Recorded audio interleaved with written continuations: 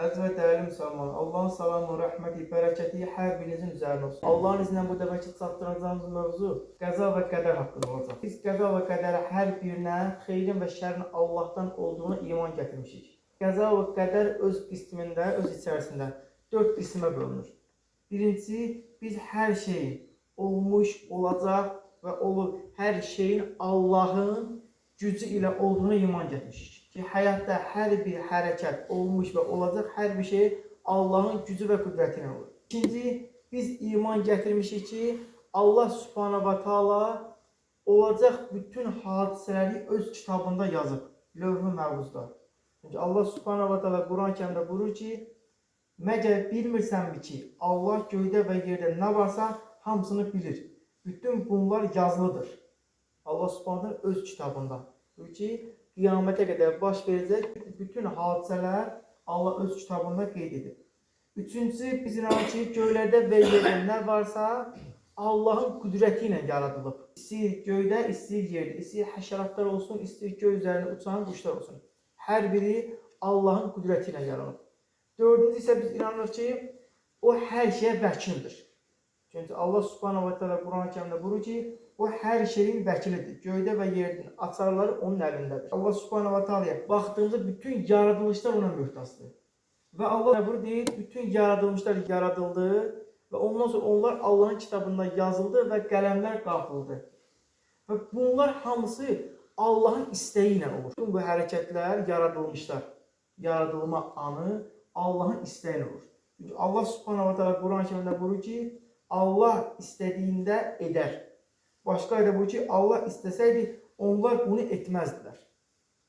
Biz baxırıq ki, Allah Subhanahu wa Taala istəyinə bağlıdır. Amma ən şərəfli yaradılan insan azad yaradıldı. İnsana dünyada seçim azadlığı verildi. Bu seçmə azadlığı bizə məxsus olan bir şeydir.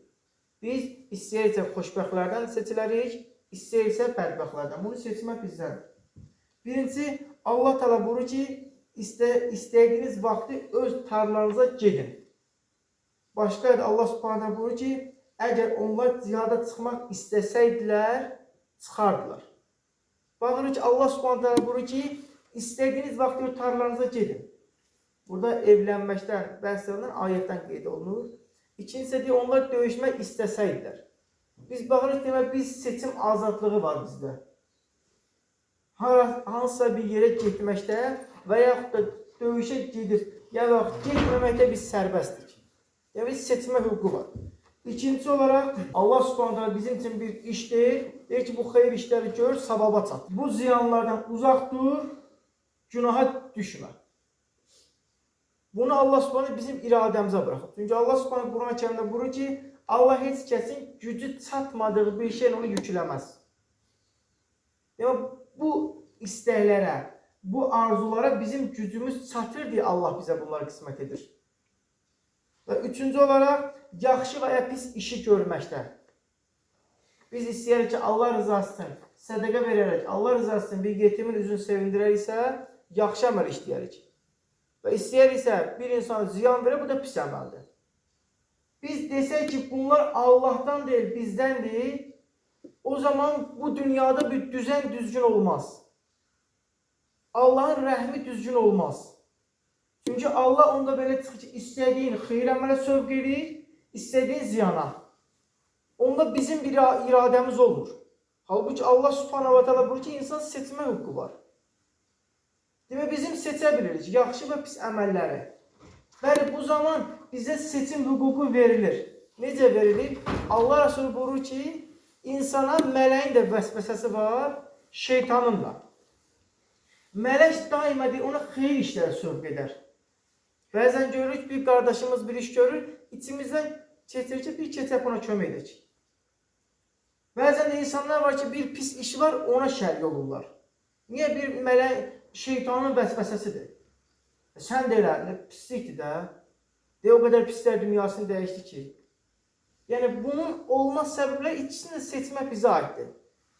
Və dördüncü olaraq seçim azadlığı olaraq Allah Subhanahu bizə peyğəmbərlər yolladı. Biz seçirik. Deyir, onlara peyğəmbər biz yolladıq ki, onların artıq bir bahanəsi qalmasın. Bir insan bahanə gətirirsə, demək bunun seçmə hüququ var. Sənin seçmə hüququn var, deyirsən bahanə gətirə bilirsən. Əgər sənin seçmə hüququn olmasa, bahanə gətirə bilmərsən. Necə ki, bu günləri bir 45 dəqiqəlik dərsdə uşaq oturursa, bu uşaq bahanə gətirə bilməz ki, mən niyə 45 dəqiqə oturum? Çünki bu normativ 45 dəqiqədir. Bu cür qoyulub. Sən 45 dəqiqə oturmağın əmrdir burada. Tamam olmayana qədər çıxa bilmərsən.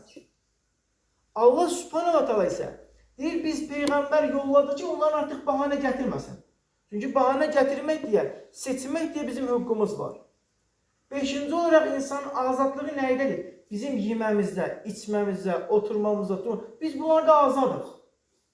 İstəyirsə Allahın evində gəlib oturarıq, istəyirsə şeytanı olan bir yerdə. Bunu seçmək bizlikdir.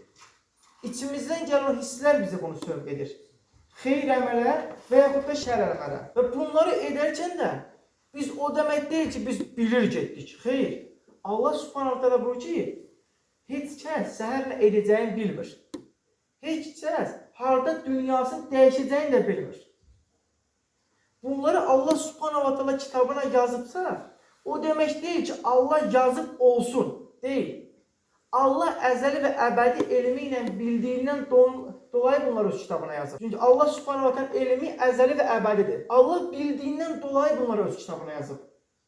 Və Peyğəmbərimiz sallallahu aleyhi ve sellem buyurur ki, insanların xeyir əməl işləyəcəyi və şər əməl işləyəcəyi, cənnətli və cəhənnəmli olacağı artıq yazıldı. Sahabə qalxır və deyir ki, ey Allah Resulü, onda artıq bizim bir ixtiyarımız yoxdur. Biz onda niyə əməl işləyək? Allah Resulü buyurur ki, xeyr. Sən deyir, xeyr əməl işləmək Allah sənin qarşıva çıxarır, sən onu iş görürsən. Amma şəri deyir, sənin qarşıva çıxartmır. Şəri sən seçirsən. Çünki Allahın xeyrə rizası var, şərə rizası yoxdur. Allah subhanahu wa ta'ala başqa ayda nə buyurur? Deyir, Allah sevdiyi qulun daima xeyr işlərə sövq edər. Biz baxırıq, bizim bir qardaşımız xeyr iş görür. Bugün burada xeyr işlədirsə, o baxırıq başqasındadır. O bir gün baxırıq başqasının qapısından xeyr işlədir. Demə, Allah bu qulun gör nə qədər sevir ki, xeyr işləri davamlı olaraq onun önünə çıxardır. Amma şərə rizası yoxdur. Şəri biz istəyirik. Bir oğurluğa gedən şəxs, bir insan qətlə yetirməyə gedən şəxs, oraya gedinə qədər Allahdan istəyir. Ya Rəbb məni tutmasınlar, ya Rəbb məndən uzaq durun, ya Rəbbim heç kim məni görməsin. Gedinə qədər istəyir. Allah onun qabağına onu çıxartmadı. O öz seçimi ilə oraya getdi. Öz seçimi ilə getdi və şəri də özü seçdi. Çünki azaddır. Əgər qəza və qədər etiraz edən bir insan çıxıb desə ki, mən qəza və qədər etiraz edirəm, biz onu deyir ki, yaxşı qardaş, sən qəza və qədər etiraz edirsənsə, onda sən xeyr əməl işlə. Çünki bilmirsən də nə yazılıb ora. Onda xeyr əməl işlə, xeyr yazılsın. Və yaxud bunu inkar edən adama biz yenə deyə bilərik ki, qardaşım, buradan tutaq hər hansı bir şəhərə, Məkkə şəhərinə, Mədinə şəhərinə 2 yol gedir. Biri gözəllik, təhlükəsizsiz. Məsələn, uçaq, samolyot ən təhlükəsiz uçaq sayılır. 800 mində bir qəza qeydə alınır samolyotda. Bu günləri olan bu hadisədə də Allah subhanahu ta'ala dünyasını dəyişənə hər birinə rəhmət etsin. Bu 800 mində bir olan hadisədir. Dünyada ən təhlükəsiz nəqliyyat vasitəsi sayılır samolyot. Məkkəyə bu da gedir və Məkkəyə piyada da gedilir. Piyada gedilən yerdə hər birimiz bilir ki, şər var. Sən bu günləri təhlükəli yolla özün gedirsənsə, deyirsən ki, mənə fərqi yoxdur, mən burayla gedirəm. Sənə bir insan ağılsız deyir deyə bunu sən seçdin. Demək, sən iradədə azadsan, qardaşım. Sən özün seçdin xeyr yolu və şər yolu. Və yaxud da biz bir həkimə gedirik. Həkim bizə olmazın dərmanlarını yazır. Və ən acı bir dərmanlar olur. Ən ağırlı iğnələr verir bizə. Biz bunlara razı oluruq. Çünki niyə? Bundan sonra sağalacağımıza ümidimiz var. Garanti yox da, ümid var. Amma Allah bizə garanti verir. Xeyr əməl işlə, sənə cənnəti verirəm. İndi ağılla biz ön plana ağlımızı çıxarsaq, ağıl hansını qəbul edir? Ümidi olmayan bir müalicə, yoxsa garanti verilən bir cənnət. Sən qəza və qədər inanmayıb ağılı ön plana çıxardırsansa, ağıl bunu təksib edir axı. Ağıl sənə sübut edir ki, sən xeyir əməl işlə cənnəti verəcəm. Çünki Quran-ı Kərimi yalanlamaq sənin şansın yoxdur. Quran-ı Kərim elmi mustavadan gəlib bizim günümüzə qədər çıxıb. Elmi mustavadan Quran-ı Kərimi inkar etmək qeyri-mümkündür. Və yaxud da bir insan iş yerinə girərsə, bir, maaşı çox və səliqəli iş yeri var. Biri isə maaşı az və pis yeri var. İnsan deyir ki, qardaşım, mən işləyirəmsə, bu ən gözəlində işləyir. Niyə gedim pis yeri işləyim? Ən gözəlində işləyim və maaş da üstündür. Bunu sən seçdin. Və bir yerdə də pis yer var. Maaşı da az, işi də az. Bunu da sən seçirsən. Demək, cənnət və cəhənnəmi seçmək də sənlikdir. Mənim qədərimdə belə yazılıb. Allah istəyir deyə mən cəhənnəmə gedirəm. Xeyr, qardaş. Allah subhanahu wa ta'ala bildiyindən dolayı yazıb bunu. İstədiyindən dolayı deyil. Allah subhanahu wa ta'ala buyurur ki, sizin şər bildiyinizdə xeyr, xeyr bildiyinizdə isə şər var. Allah bilir, siz bilmirsiniz. Bəzən oğurluq edən bir şəxs olur, oğurluğundan dolayı bunun əli kəsilir. Zinakar daşqalaq olur. Bu oğru üçün zinaçar üçün şər işdir. Çünki əzab verir. Halbuki bunun xeyri tərəfi nədir? Günahların kəffarası bu dünyada ödəndi. İkinci, bizim üçün xeyrimiz nədir? Nəslin və malın qorunması gəldi çıxdı ortaya. Nədir? Hər xeyirdə bir şər var, hər şərdə bir xeyir var. O şərdə bir xeyir var. Və ya Allah subhanahu wa ta'ala Quran-ı Kərimdə buyurur ki, qisasda həyat var. Biz ağılla düşünsək, bir anlıq sadəcə səthi olaraq keçəsi olsun, baxırıq ki, qisasda necə həyat ola bilər? Ölümdür, ölümdə necə həyat olur? Amma biz o ayənin tam təfsirinə gedəndə baxırıq ki, Allah subhanahu wa ta'ala bir qisasla başqa insanın o günah işləməyin qarşısını alır. Bir şəxs bir insanı qətlə yetirir, o qətlə yetirdiyindən dolayı onun hökmü də odur, ölümdür. Artıq insanlar buna baxaraq artıq bu qətlə bir daha getmir. Burada bir həyat olur. Və ya oğurluq edən bir şəxsin əli kəsilir deyə artıq oğurluğa heç kim getmir. Demək, qəza və qədərimizi biz özümüz seçdik. Xeyr əməli də, şər əməli də biz seçirik. Seçim azadlığında biz hürük, azadıq.